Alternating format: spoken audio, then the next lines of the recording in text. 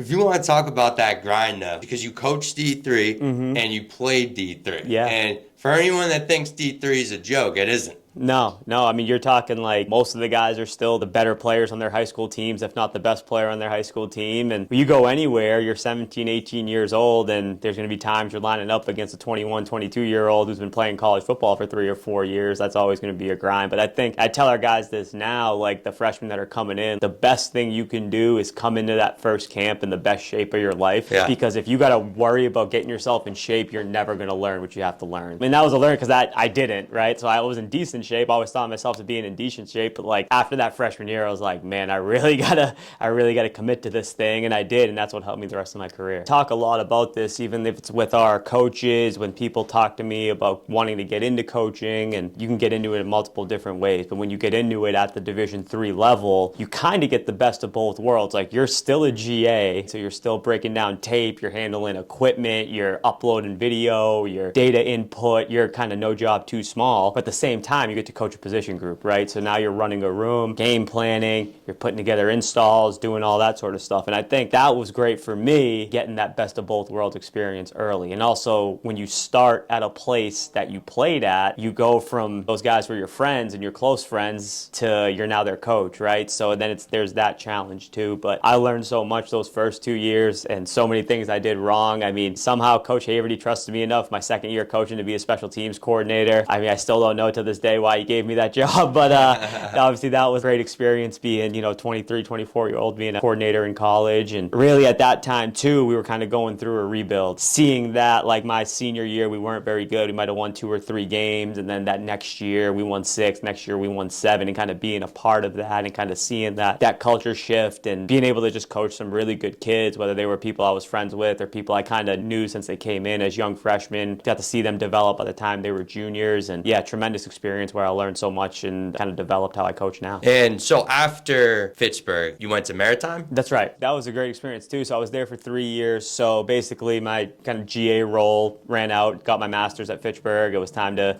find something else. When you talk about like networking and connecting, I just kind of been sending out emails and calls, texts to people I knew, kind of looking for that next job. And right before, I think it was the convention in 2015, I want to say, the AFCA convention was in Louisville that year. Clayton Kendrick Holmes, who at the time was the head coach at SUNY Maritime, now he's the chief of staff for West Point for Army football. He didn't have anything available at the time. He was like, hey, I like your background. Would love to just kind of sit down and chat for a few minutes. So we sat down and talked for about 10 or 15 minutes and had a great conversation. And I want to say maybe 2 to 3 weeks later, he's like, my full-time spot just opened up. You want to come interview? And it just worked out. I was there for 3 years. Right before my first season there was about to start, we had a coaching change on the defensive side of the ball. We shuffled things around. I coached DBs and coordinated the special teams after never having coached on the defensive side of the ball. So that, again, just talk about like the whole experience of learning the game from so many different ways. Like you really want to learn something, like coach a position group on the other side of the football, because you're really going to have to dive in, right? So learning so much there. And then again, just by a lot of people have asked me, how do you promote, like how do you move within